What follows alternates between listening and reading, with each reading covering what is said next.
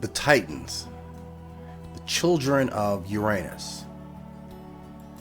The Titans are a classification of cosmic deities who at one point were considered to be the foundations for the movements of the cosmos itself.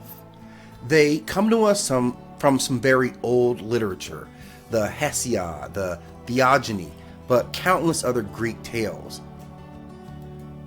In modern times, we have come to represent them as the forces of chaos, but in their early history, they were known as the creative forces that brought the cosmos together and maintained its balances.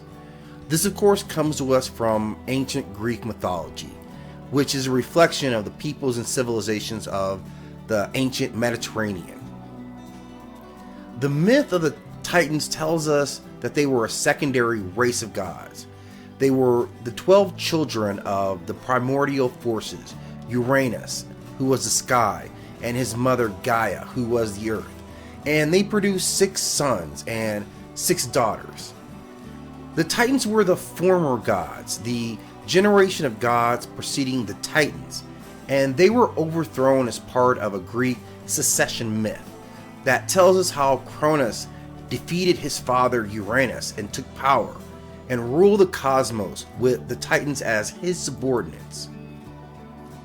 Cronus and the Titans themselves were in turn defeated and replaced as the ruling party by Zeus and the Olympians in a 10-year war called the Titanomachi.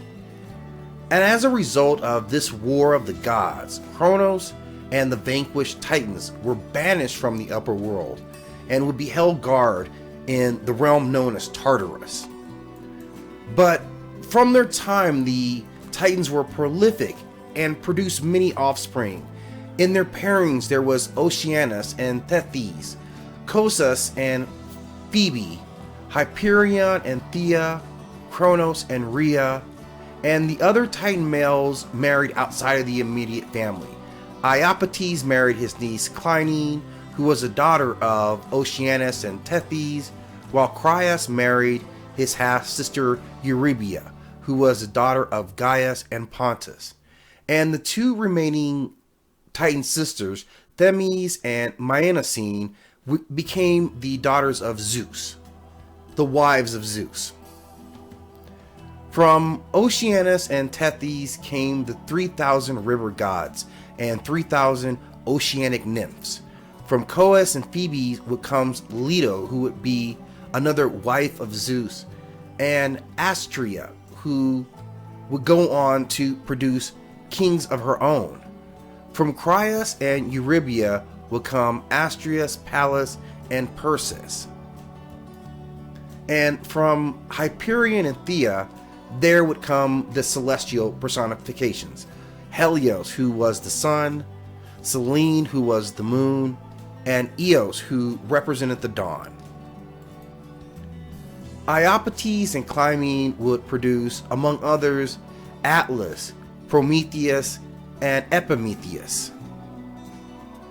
And from Cronus and Rhea, of course, would come the Olympian gods themselves: Hestia, Demeter, Hera, Hades, Poseidon, and of course the great Zeus. And from Zeus, Themis would have 3 children who were the Hours, and 3 more who were the Fates. And Mnemosyne would produce the 9 Muses. The proliferation of the Titans is huge throughout this belief system, and their representations go beyond their initial rule. While the Titans were banished, clearly many of them lived among the Greeks, the Olympians, who were married to them and were children of them and had relationships continuing with them. And this is the legacy that the Olympian myth would give us. The story of the defeat of this Titans and these giants. And through that we see connections to other mythologies. In the Norse myth, Thor and Odin constantly battle against the frost and the storm giants, while in Abrahamic belief systems, David battled Goliath, who himself was a giant. What that connection means among these stories of humans and their constant battle against giants may tell us more about the validity of the story of these titans themselves. We still tell stories of the Titan to this modern day, reflected in our movies and sometimes in our music. And it is because of their awesome power that we still fear them and quake that they may one day return. So it is incumbent upon us to know our giant mythology and understand the lore of the Titans. Thank you again for stopping in at 9 War Chronicles. As always, we ask that you investigate some of our other videos that share links with this. And as always, please like and subscribe.